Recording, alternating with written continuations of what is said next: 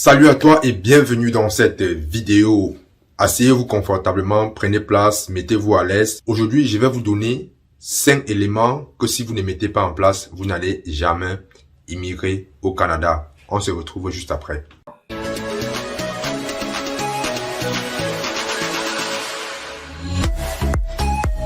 Salut à toi, une fois de plus, je suis Arthur du blog Arthur au Canada. Sur cette chaîne, je partage mon expérience sur l'immigration au Canada. Je partage des informations sur l'immigration, le processus à suivre, le processus que j'ai suivi pour immigrer au Canada. Je ne vais pas faire long, je vais faire cette vidéo assez courte parce que j'ai remarqué des comportements de certains des abonnés, de certaines personnes qui me contactent. Et je pense que ce sont des comportements anti-progressifs. C'est-à-dire, si vous voulez immigrer, si vous voulez progresser, ce sont des comportements que vous devez bannir, n'est-ce pas, de vos habitudes. Et c'est ce que je vais vous montrer ou vous présenter du moins dans cette vidéo. Si toi, tu souhaites immigrer au Canada, si tu souhaites décrocher un emploi au Canada depuis l'étranger, parce que je sais, c'est quelque chose de très important pour certaines personnes. Alors, j'ai écrit un livre intitulé « Comment décrocher un emploi au Canada depuis l'étranger », même si vous n'avez pas de diplôme ni d'expérience professionnelle. Ça va vous donner le processus exact à suivre. Ça va vous expliquer étape par étape à travers des écrits et des vidéos, tous les éléments que vous devez savoir et surtout, très important, mettre en pratique pour pouvoir décrocher un emploi au Canada. Et je rappelle, décrocher un emploi au Canada, rien ne vous empêchera d'immigrer au Canada à moins que vous ayez fait quelque chose de bizarre. Donc, cliquez sur le lien, le premier lien en dessous de la vidéo pour, n'est-ce pas, regarder le livre. Et maintenant, quels sont les éléments que vous devez faire? Quelles sont les choses que vous devez faire absolument si vous souhaitez immigrer ou des choses que vous ne devez pas faire si vous souhaitez absolument immigrer au Canada? Déjà, je vous dis, un projet d'immigration est un projet comme tout autre projet. D'accord? C'est un projet comme tout autre projet. Excusez-moi, vous devez mener ce projet-là avec beaucoup de sérieux. Par exemple, lorsque vous voulez obtenir un diplôme, qu'est-ce que vous faites? Vous mettez des efforts, vous levez le matin, parfois à 5 heures, vous travaillez, vous allez à l'école, vous rentrez, vous apprenez. Et dans la soirée, vous apprenez jusqu'à minuit. Vous voyez, à l'époque, quand nous on étudiait, on faisait ce qu'on appelle le 22-6, c'est-à-dire on étudie de 22 à 6 heures, on se lève, on apprend, on se lave juste et on va à l'école. Ok? Lorsque vous avez terminé l'école et que vous cherchez sérieusement un travail, même dans votre pays d'origine, qu'est-ce que vous faites? Vous faites une recherche sérieuse, vous faites votre CV, vous demandez. C'est un projet. Lorsque vous voulez vous marier, vous mettez du sérieux, n'est-ce pas, dans votre mariage. Lorsque vous voulez lancer un business, pour ceux qui sont sérieux, vous connaissez toutes les étapes, tout le processus que vous devez suivre. D'accord? Mais si vous ne vous mettez pas dans certaines dispositions, si vous ne faites pas certaines choses, tous ces projets-là seront voués à l'échec. D'accord? Maintenant, voici les éléments que je vais vous donner pour ceux qui veulent immigrer au Canada. Vous devez savoir, immigrer au Canada va vous demander des sacrifices. Ça va vous demander des sacrifices. Vous devez sacrifier du temps. D'accord? Vous devez sacrifier du temps et vous devez sacrifier de l'argent. Pourquoi j'ai dit du temps? Je rencontre beaucoup de gens sur Internet et même par appel téléphonique qui veulent immigrer au Canada, mais ne sont même pas prêts de cliquer sur un lien Internet pour aller lire l'information qu'il faut. Vous voyez? C'est-à-dire des gens qui veulent la rapidité, c'est-à-dire les gens qui veulent comment dire, comme quelqu'un l'a dit, les générations micro-ondes, c'est-à-dire les gens qui veulent tout prêt cuit, prêt à mâcher, c'est-à-dire le prêt à partir. Vous voyez, le prêt à partir, les gens veulent le prêt à partir. Vous n'allez jamais avoir ça. Il y a un prix à payer pour chaque chose que vous devez avoir. Et la première chose, c'est le temps. Vous devez consacrer une partie de votre temps à votre projet d'immigration. Quand je parle consacrer, ça doit être de façon régulière. Vous devez être discipliné, en fait, dans ce projet. Vous devez mettre des périodes dans votre programme, des périodes de la journée ou de la semaine consacrées uniquement à l'immigration. C'est ce que moi j'ai fait. C'est ce que moi j'ai fait. J'avais un budget alloué pour faire mes recherches sur Internet et j'avais des moments de la semaine, généralement le week-end, le mercredi, le vendredi et le samedi, où je partais. J'étais dans une ville où avoir la connexion à la maison n'était pas stable. Je partais dans un cyber où il y avait la bonne connexion. J'ai payé 3 heures, 4 heures de temps pour faire mes recherches. Mais avant de partir, j'avais une liste d'informations, des questions pour lesquelles je souhaitais avoir des réponses. Je partais avec ça et j'étais axé uniquement sur ces questions. Une fois que j'avais trouvé la réponse à ces questions-là, j'arrêtais et ainsi de suite. Donc, vous devez avoir cette discipline. Vous devez faire ces sacrifices, sacrifier le temps. Maintenant, l'autre sacrifice que vous devez faire, c'est de l'argent. Rien n'est gratuit dans la vie. Ok? Rien n'est gratuit. Il y a beaucoup de gens qui utilisent souvent le mot aide-moi, aide-moi, aide-moi, aide-moi, aide-moi. Et vous allez m'excuser, je remarque beaucoup ça chez les Africains. Ok? Je conseille parfois des personnes qui viennent de la France, des personnes qui viennent de la Suisse, qui me demandent les conseils. Mais la plupart des gens qui aiment la gratuité, je ne dis pas tout le monde, je ne suis pas en train de généraliser, non. Je n'ai pas l'intention de généraliser, non. Mais c'est la plupart sont des Africains qui aiment la gratuité, qui veulent la gratuité. Vous savez, ce que nous on fait sur YouTube, tout ce qu'on vous donne, c'est pour démarrer. On vous donne les informations, on vous donne le processus, c'est pour démarrer. Mais vous devez savoir, le reste, c'est à vous de le faire. Plus de 50%, je dirais même 80% du travail qui doit être fait par vous. Vous êtes le responsable, n'est-ce pas, de votre vie. Vous êtes le responsable de votre réussite ou de votre échec. Donc, vous devez sacrifier le temps. Vous allez dire, oui, je n'ai pas l'argent et tout. Mais je vais vous demander, lorsque vous allez à l'hôpital, est-ce que vous dites à l'hôpital que vous n'avez pas l'argent? Non. Vous avez de l'argent lorsque vous allez à l'hôpital. Lorsque vous allez à l'école, est-ce que vous dites, pour payer la scolarité, est-ce que vous dites que vous n'avez pas d'argent? Comment se fait-il que lorsqu'il faut émigrer, vous dites que vous n'avez pas d'argent? Ça veut dire que ce n'est pas quelque chose qui compte pour vous. Parce que pour aller à l'école, vous avez payé, c'est que ça compte pour vous. D'accord? Donc, vous devez payer. Mettez ça en tête. Si vous n'avez pas l'argent, trouvez quelque chose pour avoir de l'argent pour payer. Vous allez payer les frais d'immigration. Ok? Vous allez payer l'admission. Vous allez payer, démontrer votre capacité financière. Vous allez, à tous les niveaux, vous devez payer le billet d'avion, ainsi de suite. Donc, ça ne sert à rien de vous dire, je n'ai pas d'argent, et en même temps, vous dites que vous voulez immigrer. Ça fait contresens. Ça n'a aucun sens. Vous n'êtes même pas logique avec vous. Ok? Parce qu'il y a des gens qui veulent me voir. J'ai rencontré, j'ai discuté avec quelqu'un. La personne me dit, j'ai rencontré tel youtubeur. Le youtubeur m'a demandé tel montant pour m'accompagner pour mon suivi. Où est le problème s'il t'a demandé cet argent? Peut-être que vous êtes dans cette situation, vous avez rencontré des personnes, que ce soit hors YouTube ou voilà, qui vous ont demandé de l'argent pour accompagner. Moi, aujourd'hui, j'ai arrêté les programmes d'accompagnement parce que les honoraires que moi je demande, il y a beaucoup de personnes qui disent que c'est cher, ok? Et voilà, j'ai arrêté parce que les personnes en fait ne sont pas qualifiées, d'accord? C'est à vous, et ça c'est un autre aspect, vous devez également savoir votre valeur, ce que vous apportez aux gens. Parce que si vous venez avec une mentalité, vous allez toujours chercher la gratuité. Écoutez très bien ce que je vais vous dire. Ça, il est important que je le dise. Parce qu'on le fait parfois innocemment, c'est facile. Mais sachez que quand vous voulez la gratuité, il y a un niveau de salaire que vous n'allez pas accepter parce que vous ne croyez pas en vous. Parce que vous visez bas. Viser la gratuité, c'est viser bas. Tout le monde aime ce qui est gratuit. Hein? Moi également, j'aime ce qui est gratuit. Tout le monde, c'est dans la nature humaine. Les psychologues ont démontré ça. Tout le monde aime ce qui est gratuit. C'est la raison pour laquelle vous allez voir partout où il est écrit gratuit, les gens affluent beaucoup. Ok? Si vous aimez le gratuit, ça veut dire que vous ne pourrez pas vendre un service cher.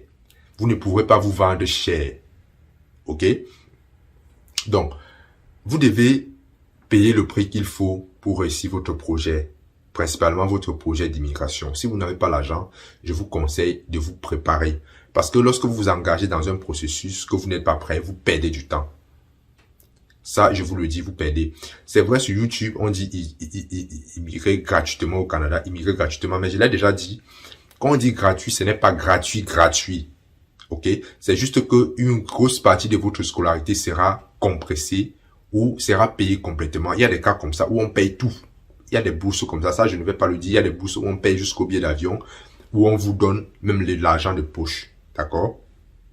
On vous donne même de l'argent de poche ici. Mais il y a toujours une partie des dépenses que vous devez faire. Vous pensez que votre valise, c'est l'organisme qui vous donne la bourse qui va venir payer votre valise, payer les habits, ok? Toutes les transactions que vous allez faire, est-ce que c'est ça? Non, il y a toujours de l'argent qu'il faut demander. Donc, ça, c'était le deuxième point. Préparez-vous financièrement. Donc, je résume les deux premiers points. Deuxième point, consacrer du temps pour faire les recherches. Deuxième point. Et le troisième point, c'est de vous discipliner. Disciplinez-vous dans tout ce que vous devez faire. Disciplinez-vous. Si vous cherchez du travail au Canada, dites-vous que vous allez mettre un temps dans votre emploi du temps pour chercher du travail. Ce n'est pas un événement, ce n'est pas quelque chose qui arrive au hasard. Tous ceux qui ont immigré au Canada ont suivi un processus. Que ce soit eux-mêmes qui ont fait la procédure, que ce soit des agents d'immigration, que ce soit les consultants. Déjà, pour aller voir les consultants, il faut avoir de l'argent. Ça veut dire quelque part, ils ont travaillé, ok, pour confier ça à quelqu'un. Et même quand on confie à quelqu'un, on ne le confie pas à n'importe qui. Ça, il faut également connaître. Moi, j'ai dit, avant de confier votre dossier à quelqu'un, il faut connaître le processus d'immigration, même si c'est globalement pour que la personne ne vous dise pas du n'importe quoi. D'accord? Pour éviter de vous faire embarquer dans des choses dans lesquelles vous allez perdre votre argent. Donc, il faut être discipliné. Pour être discipliné, c'est-à-dire vous devez mettre des périodes dans la semaine dans laquelle vous devez faire vos recherches. Et faites une recherche d'emploi, même si vous êtes à l'étranger. Faites une recherche d'emploi de façon sérieuse, disciplinée. C'est-à-dire, vous dites tel moment de la journée, je vais demander tel nombre d'emplois cette semaine. Je vais envoyer mon CV à tel nombre d'entreprises cette semaine. Et vous le faites de façon constante et régulière. Je vous assure, c'est avec cette constante-là que vous aurez des résultats. Si vous vous dites simplement, je veux le travail au Canada, vous passez votre temps sur les chaînes YouTube à poser des questions, sur les groupes Facebook à poser des questions sans poser d'actes concrets, vous n'aurez rien. Je vous le dis de façon claire et directe, sans mâcher les mots, vous n'aurez rien. Pourquoi? Tout simplement, comme je l'ai dit, pour avoir votre diplôme, vous avez étudié. Pour avoir votre diplôme, vous avez appris vos leçons. Pourquoi lorsque vous voulez trouver le travail au Canada, vous ne voulez pas faire ce qu'il faut pour avoir?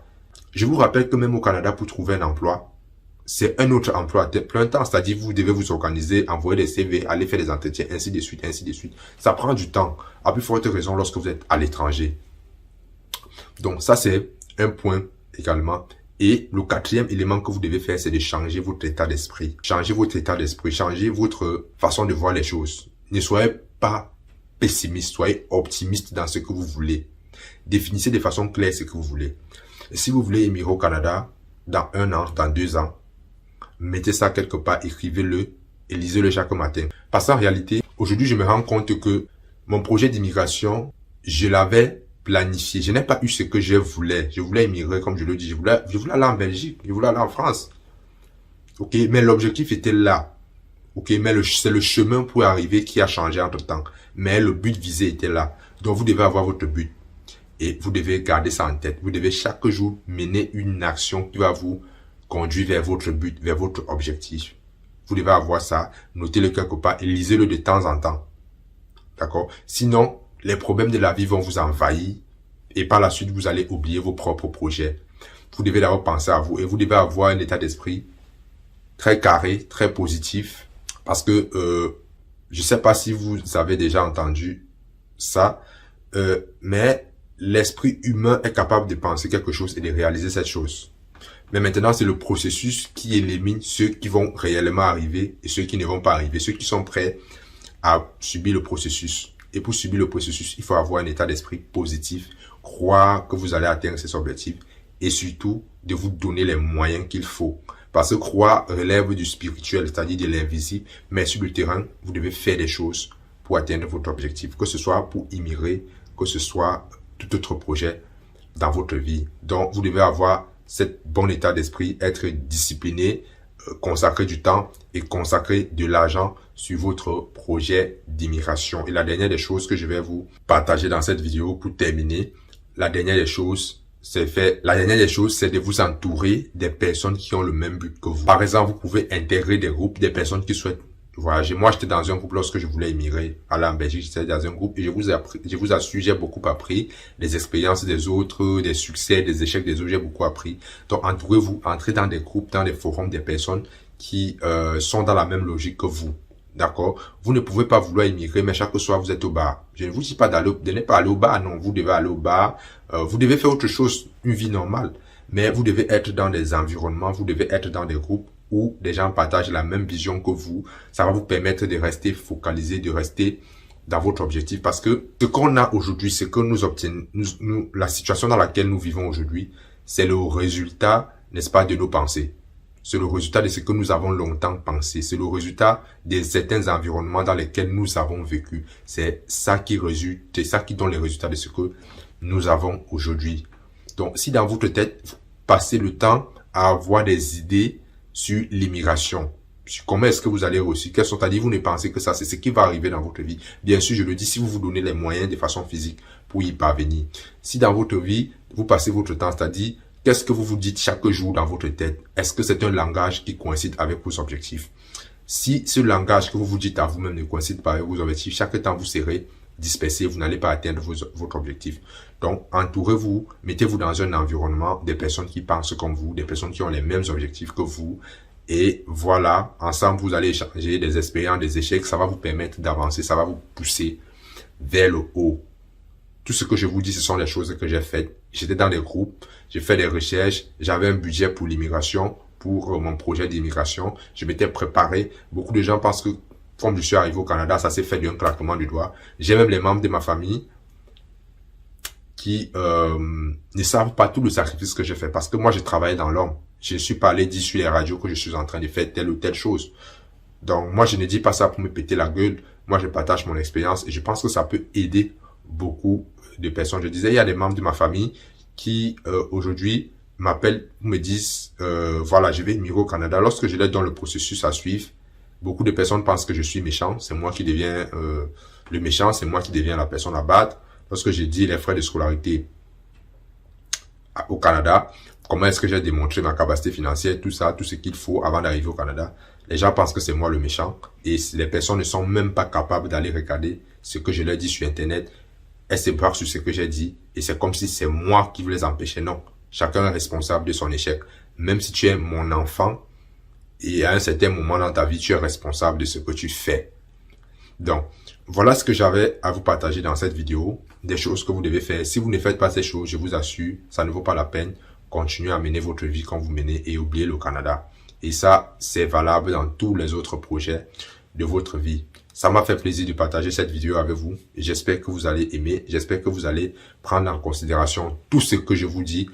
Et on se retrouve à la prochaine pour une nouvelle vidéo. Ciao!